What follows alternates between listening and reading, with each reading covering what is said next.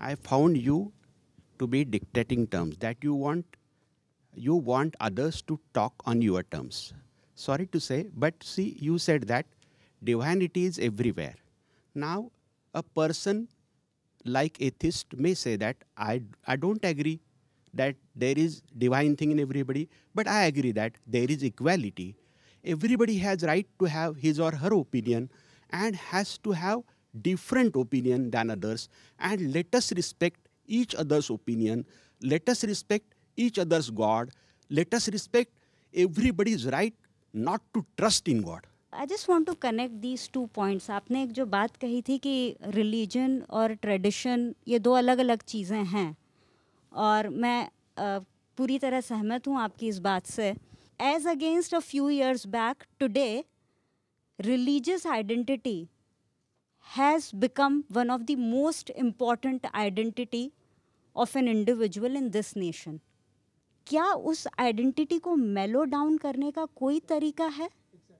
दूसरा सवाल ये था कि आपने कई बार ये बात कही अपने डिस्कोर्स के टाइम पे भी, और जब आप उत्तर दे रहे थे तब भी, कि भारत प्लुरैलिटी एक्सेप्ट करता है, भारत में ये चीज़ है. आप किस भारत की बात कर रहे हैं, मैं थोड़ा समझना चाहती हूँ. मैं भारत बताता हूँ. 11 अशोक रोड बंजारा की तरफ जाने का एक नुक्कड़ है. सुबह सुबह 6 बजे बाल कटाने बैठा एक ईंट पर पुराना आया सईद. उसने मेरे बाल काटे. मैंने पूछा नाम वगैरह वगैरह वगैरह. उसने अंत में क्या कहा?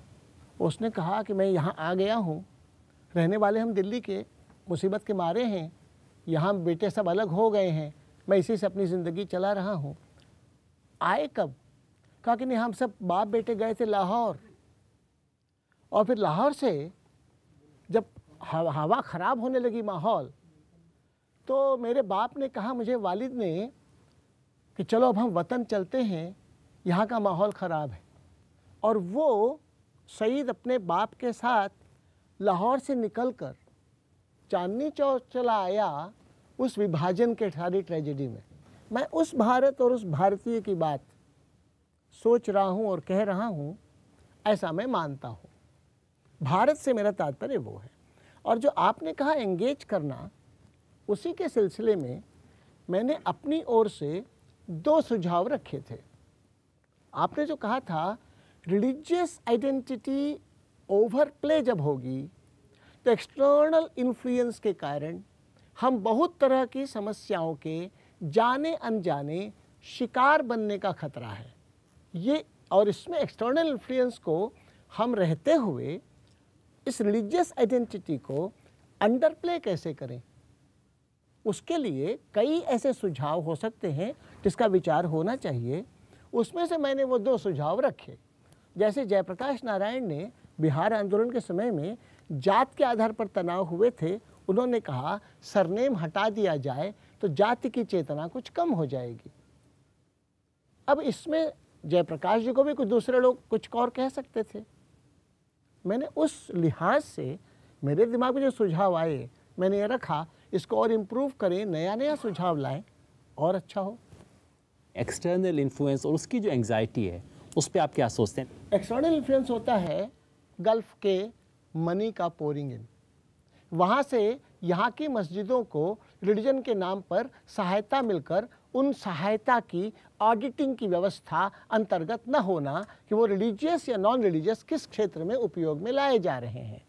ऐसे मैं आपको उदाहरण बताता हूँ. मैं रोम में था, वेटिकन में था, कई क्रिश्चियन नन्स वहाँ पहुँची थी, मेरी उनसे बात हो रही थी, साल में एक बार ले जाया जाता है, और वो कह रही थी कि देखो इतना वैभवमय है, ये है साम्राज्य ईशु का जिसको हम फैलाने जा रहे हैं. समझ कम नन्स की, स्पिरिचुअलिटी की कोई गहराई नहीं. 45,000 ब्रदर्स एंड सिस्टर्स अगर कोट्टायम ज़िले से आज देश भर में फैले हुए हैं, वो बड़े स्पिरिचुअली इवॉल्व है समझना, ये सिविलाइजेशन होगा. एक्सटर्नल इन्फ्लुएंस साइकोलॉजिकल होता है, मटेरियल होता है, पॉलिटिकल होता है. उसीलिए ISI का भी आप देख सकते हैं.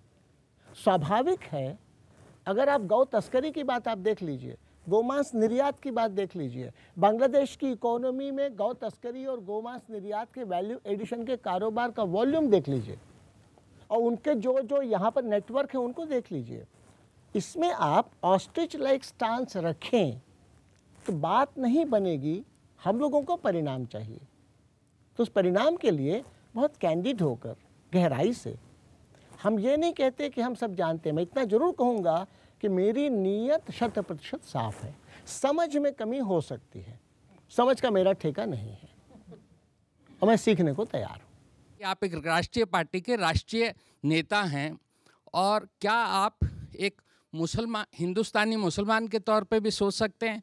क्या आपको इस बात का फख्र नहीं है कि आधुनिकता ने जिस तरह से loss of meaning in life ख़त्म किया है, उसमें सैकड़ों मुसलमान नौजवान इस दुनिया में भारत से बाहर अधिकांश अपने शरीर पर बम लगा के अपने को कुर्बान कर देते हैं, और पूरी दुनिया उनको सिर्फ टेररिस्ट कहती है। इस फिनोमिनन के समाजशास्त्र और मनोविज्ञान पे बात नहीं करती, और हिंदुस्तान का मुसलमान, हिंदुस्तान का इस्लामिक दर्शन अभी तक हिंदुस्तानी मुसलमान को इससे बचाए हुए है। इस पे पूरे संघ परिवार में किसी को भी गौरव क्यों नहीं होता? ये मेरा पहला सवाल है। दूसरा मेरा सवाल है कि मैं हिंदू के नाते, सेकुलरिस्टों के नाते बहुत सवाल हुए, मैं अपने घर में राम कथा नहीं होने देना सकता। उसमें रामचरितमानस में जो लिखा है वो मैं अपने घर में नहीं इजाज़त दे सकता। तो इसलिए आप मेरे बारे में क्या कहेंगे? तीसरी बात, आपको मस्जिद में चाहिए राम कथा हो सकने की संभावना, लेकिन जो लाखों का मतलब लाखों ऐसे धार्मिक स्थल हैं जिनको आप अपनी किताब से ना हिंदू कह सकते हैं ना मुस्लिम कह सकते हैं, उसमें तमाम धर्मों की स्थानीयता की और जागतिक जो धर्म है, हिंदू मुसलमान बौद्धिस्ट, उन सब के तत्व उसमें पाए जाते हैं। वो हमको ना दिखते हैं, ना हम उनके बारे में बात करते हैं, ना उनके बारे में गौरव करते हैं। और आखिरी बात, जिन दिनों आपकी पार्टी राम जन्मभूमि आंदोलन चला रही थी, उन दिनों आप अपने मित्रों के भाषण हिंदू धर्म में पिछड़ों और दलितों के बारे में वो लोग जो कहते थे, आरक्षण के बारे में जो कहते थे, वो अपने दिल में आप सोचिए। उसको अभी आज कहने की नहीं, अगले संवाद में हम लोग उस पर बात कर सकते हैं।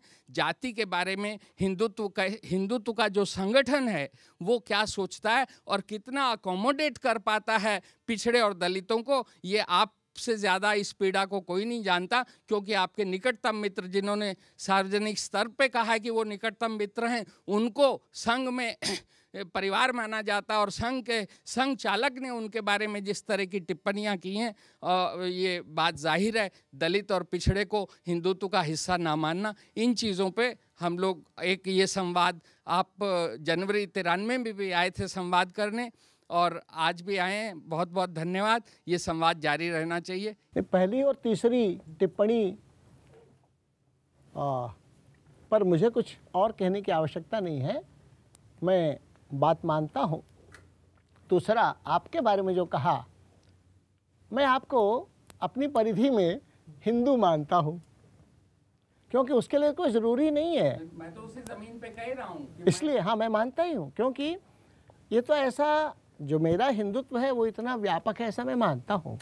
उसमें भगवान को माने या ना माने, दोनों ठीक है, और उसके कारण अगर कोई नहीं करना चाहता राम कथा, कोई हर्ज नहीं है। कबीर के लोग कहाँ, कोई ज़रूरी थोड़े, कबीर के राम और अलग होंगे, दशरथ नंदन राम हो ज़रूरी नहीं है।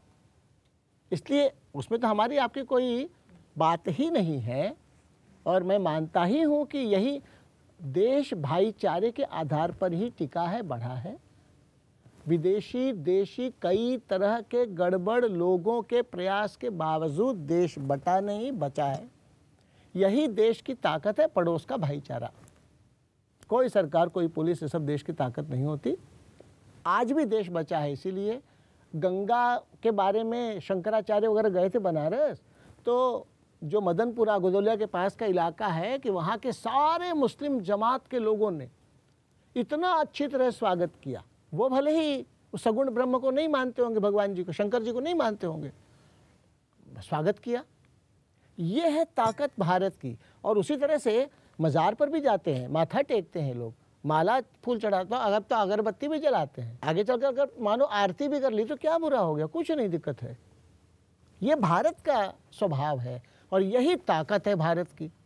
उस आम आदमी ने इस ताकत को बचा के रखा है, कई समझदार लोगों के जाने अनजाने तोड़ने की कोशिशों के बावजूद। उसको सलाम है, नमन तो उसको है। उसकी ताकत और से कैसे बढ़ जाए, यही करने लायक काम है, ऐसा मैं मानता हूँ।